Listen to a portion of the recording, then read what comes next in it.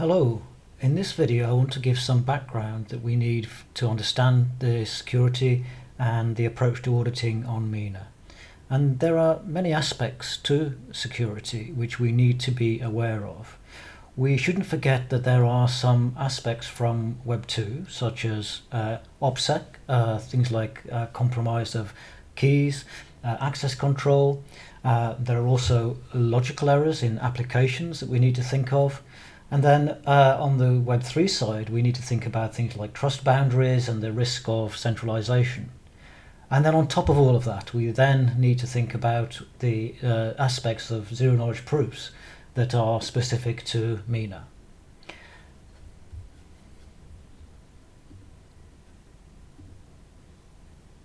So if we look at the zk specific features, a useful way to start this is to think about how zk is used in applications. So one aspect of this is computational integrity. We're trying to prove that some computation has been done correctly. Another aspect is privacy. That we want to be able to do some computation over private inputs.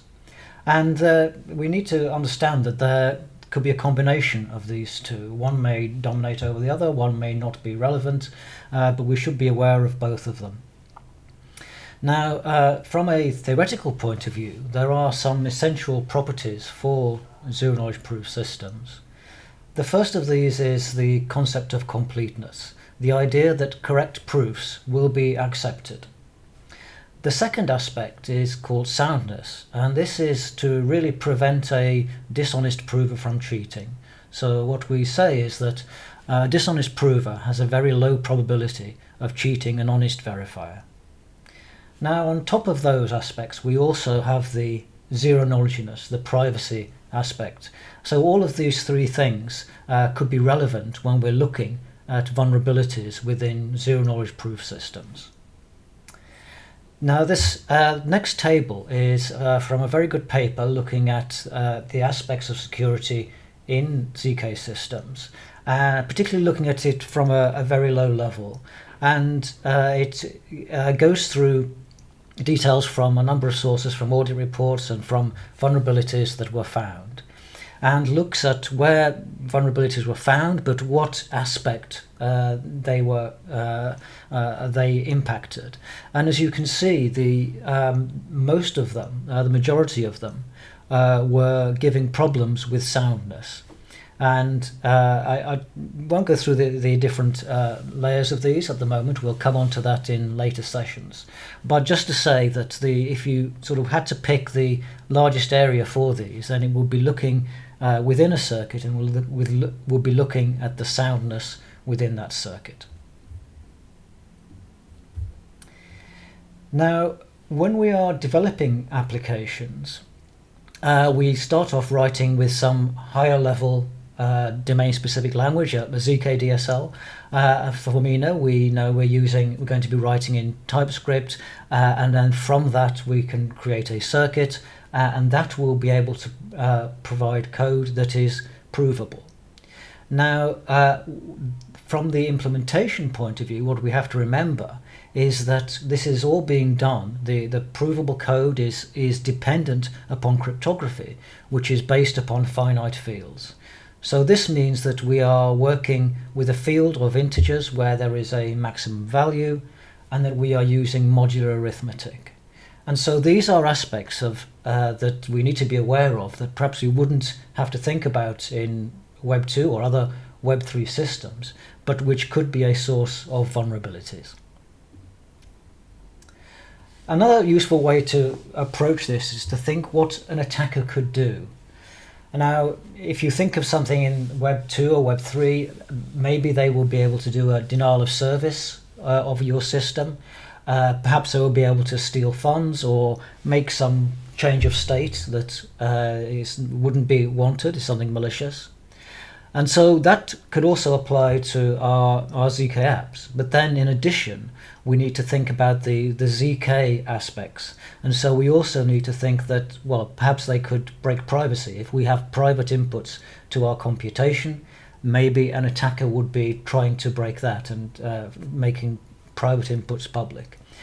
Perhaps more importantly, though, they could also create a false proof, and this would allow them to break invariance within our code. So if our code has some assertions to assert invariance, and our proof is proving those, if we have done that incorrectly, then an attacker could create a false proof, and which could be accepted by a verifier.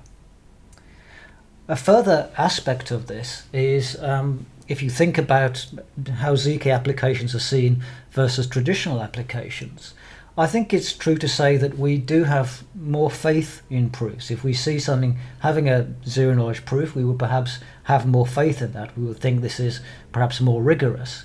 And so maybe we would take more risks with that application because we believe that the proofs are going to make this more secure. Another point we should bear in mind as well is that in traditional applications, what we are usually trying to do is to compute some result, and that really may be all that we are trying to do. In zk applications, though, there is another aspect in that we are usually trying to show that some result that has been computed correctly. And it is important to understand the boundaries between these two aspects, these two functions of our code. Now, an area that is important because it is quite new is the idea of off-chain computation, which is an essential part of the way that our zkApps work with Mina. But this really is a new paradigm in Web3. And so the challenge that this presents when we're thinking about security and we're thinking about auditing is the fact that we don't have much experience of how this could be attacked at the moment. There are details that we need to think about. For example, some of the difficulties that it presents is one of the difficulties it presents is the fact that we have to synchronize updates if we have multiple instances running, and for this we can use something like an action reducer pattern or an L2 such as protokit.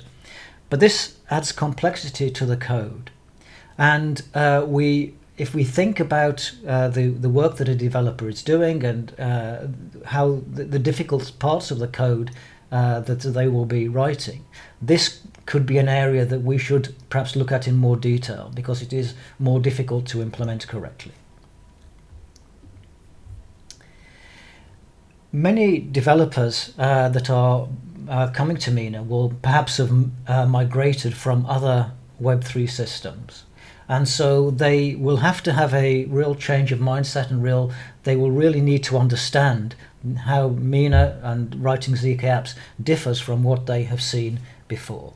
And a couple of points that are particularly important are that we need to think about code being provable, and the fact that we could have under constraint code. We could have code that should be provable, but that we haven't put enough constraints or enough tests in our code to make it so. And then the other aspect, as I've just been saying, is the idea of off-chain computation and the difficulty or the challenge that we have trying to implement this correctly. And as we shall see in future sessions, when we're thinking about auditing and the approach to take, one useful way to do that is to think about the areas of the application that a developer would find most difficult, and then perhaps concentrate on those. Okay, so that's the end of this video to give you the background in security for auditing Mina applications.